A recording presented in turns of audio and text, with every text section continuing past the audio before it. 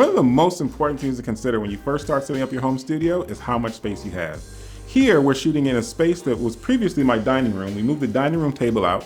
So I have about 11 feet by about 18 or 19 feet with 8.5-foot ceilings. Ceiling height is actually the most important, so you can get lights above your model and still shoot full length. When thinking about setting up my home studio, one of the things I think about is simplifying my lighting. I'm really focused on having a main light and a fill light. For my fill light, I love having this big, large octa here, which kind of acts as a window. And then for my main light, I want something that kind of serves dual function. Having this indirect umbrella, I'm able to use it as both a hard source, and by putting a sock on it, I can easily use it as a soft source as well. In future episodes, we'll dig a little bit more into other lighting that we can use to replicate sunlight and things like that, depending on if you're shooting on an overcast day and the light isn't as you expected. But for this episode, in which we're going to dig into a lot of other stuff, we're going to keep the lighting part simple. Once you know what lighting you're going to use, the next important thing is what lighting and supports are you going to use in order to set up your home studio. First, I'm going to start with the background. For the background, I'm using autopoles. I use autopoles because I can get them right next to the wall, therefore they save me a huge amount of space. I'm using a Kupo crossbar, and I'm using 2 Kupo combi clamps with J-hooks. Then when it comes to my stands, I love to use C-stands because I'm able to get them really, really close to the wall. I'm able to stack them together. I like the C-stands that have the one Hollywood leg. This allows me to put them right next to a table, next to the couch. And I love to have one large rolling stand if possible, and it'll fit within the space because it can support a boom, allowing me to easily telescope my main light wherever that I want it, get it really, really high to the ceiling, and I can make little adjustments simply by rolling it around versus dragging it. In the description below, you can get links to all the gear that we're using to set up our backdrop. Another thing you may want to consider when setting up your home studio is props. Working in a very tight space, the way you change it around is by having different backgrounds, different props, and adjusting your lighting. So when I choose my props, A, I love using Apple boxes. B, I love these painted backdrops because I feel like they can easily change and transform a look and you don't even know where you're at. And I like bringing in other elements such as these other stained Apple boxes, this white stool, and then my dining room chairs, which also serve as set pieces sometimes as well. So now that we have our home studio set up, you may ask yourself, why is a meter important here?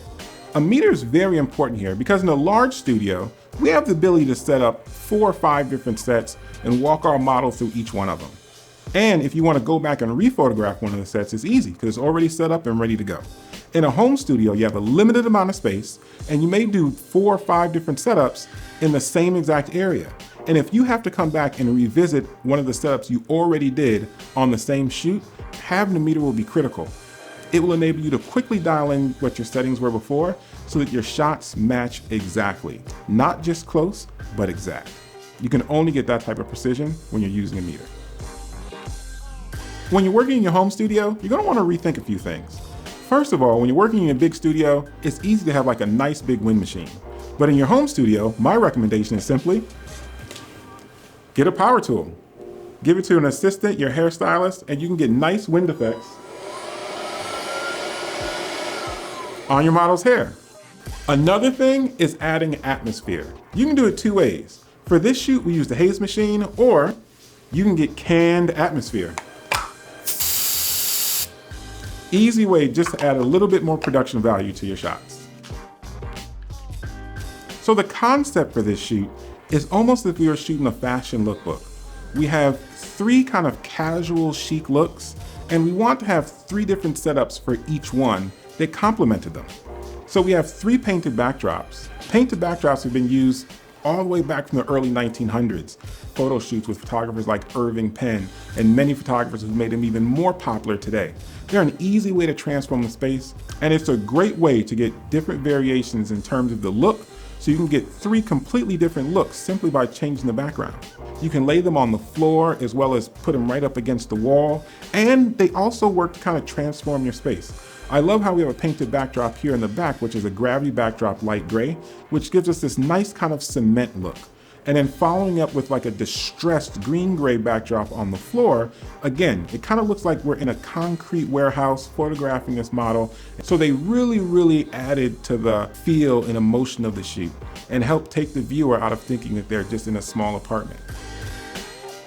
So we hope you enjoyed this episode of the Formula Lighting Show, in which we talked more about how to get set up inside of your own home studio. We're going to continue this series. We're going to visit other photographers inside their home studios, and we're going to give you even more tips and tricks on how you can work in small spaces. So stay tuned for more episodes of the Formula Lighting Show.